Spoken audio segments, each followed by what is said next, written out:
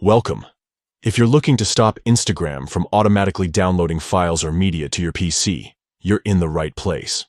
With the latest update, Instagram has added more control over automatic downloads, so you can finally block them and keep your device clutter-free. Here's a simple step-by-step guide to block automatic downloads permission on the Instagram app for PC. First, open the Instagram app on your computer.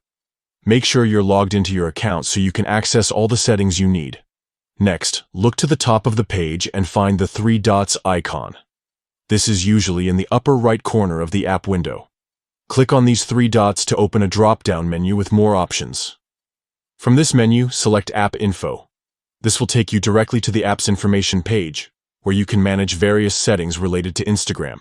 Once you're on the App Info page, look for the Settings option and click to enter the Settings menu.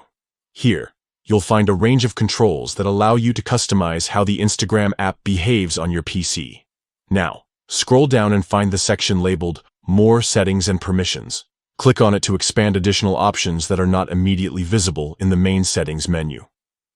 Within More Settings and Permissions, you'll see an option called Automatic Downloads. This is the setting that controls whether Instagram can automatically download files or media to your device. To block automatic downloads, simply look for the toggle or drop-down menu next to Automatic Downloads and select Block. This will prevent Instagram from saving files or media to your computer without your permission. That's it. With these changes, you've successfully blocked automatic downloads on the Instagram app for your PC. From now on, you'll have more control over what gets saved to your device, helping you manage your storage and keep your files organized. If you found this guide helpful, be sure to check out more tips on managing your app settings and keeping your digital life secure. Thanks for watching.